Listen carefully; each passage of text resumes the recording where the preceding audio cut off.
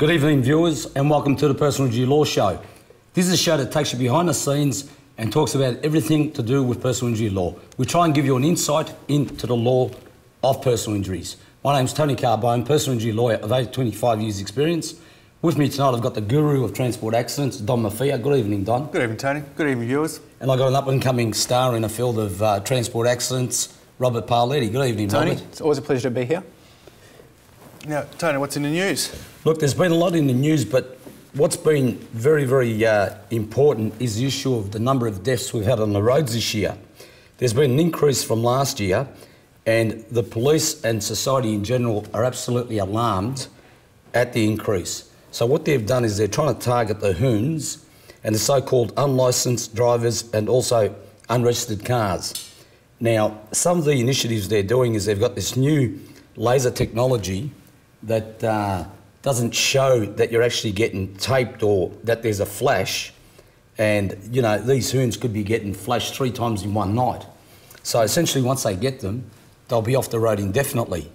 Also, there's also the initiative, Don, of... the helicopters, Tony, where they've got cameras on the helicopters that essentially booked a speeding driver or radioed down to a waiting police car, and the police car will chase these cars. What do you know about that, Rob? Well, Tony, it just seems like an interesting incentive. It almost seems like it's a very expensive way to go about the whole thing. But at what cost, I guess, at what cost to save lives? The thing there, Robert, is that we've had such an increase in road deaths this year. I mean, in comparison, there's probably an extra 15 or 20 deaths at the same time last year.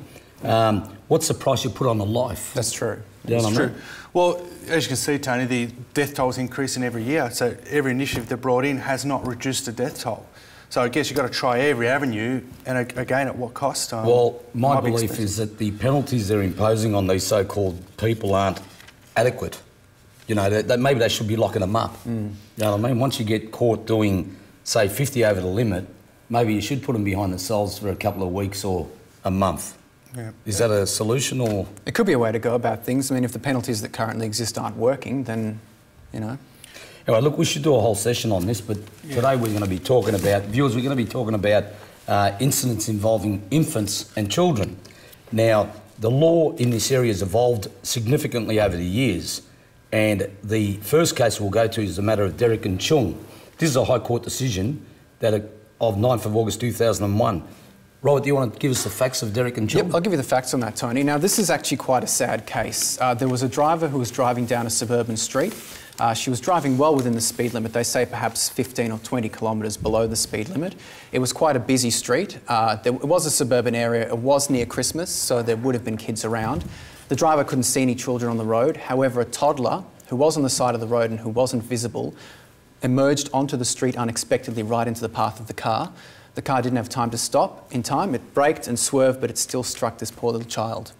What happened in this case, Dan? Well, at first instance, the trial judge found for the plaintiff. Now, the trial judge did say, with some great hesitation, that he found the defendant driver to be negligent, Tony. Yeah, on what basis?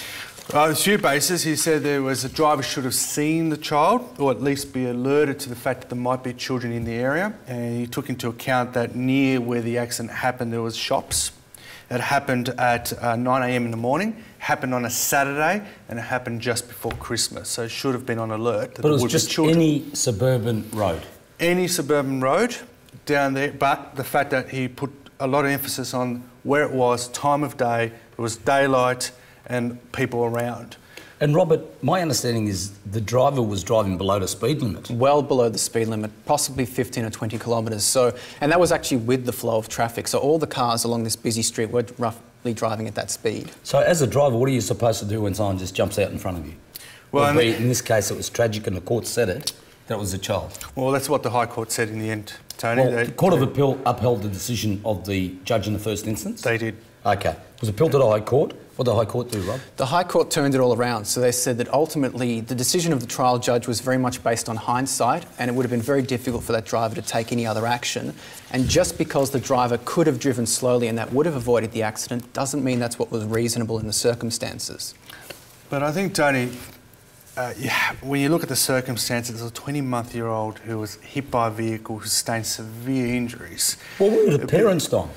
Well, Where was the mum? actually, Where was the dad? Well, the mum was in a house. She went across I believe the girl lived in that street, and they went across the road to visit a friend, and the little girl ran away in Well, I between mean, the surely parked you'd cars. keep your eyes on a 20-month-old, wouldn't Well, you? you should.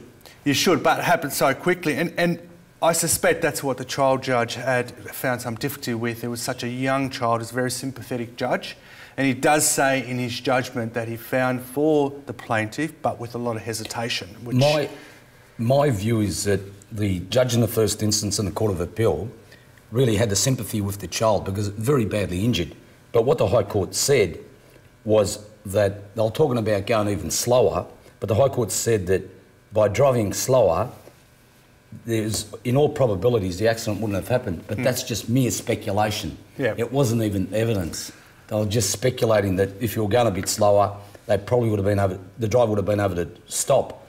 But, you know, our system doesn't work on speculation, does it, Rob? That's exactly right. Just because something could have happened to avoid an accident doesn't mean that that's what was reasonable in the circumstances. Well, there's got to be some evidence to that, Tony, and I think that's the beauty of hindsight, isn't it? I mean, in hindsight, yeah, fair enough. If you drive slow, you may not have hit the child or something like that, or seen the child, but obviously, hindsight only comes in after the accident, And Tony, not before. In any event, even if the driver was going an extra 10 kilometres slower, there's no guarantee that the accident wouldn't have occurred in any event, That's correct? exactly right. It's speculation. We don't know for sure.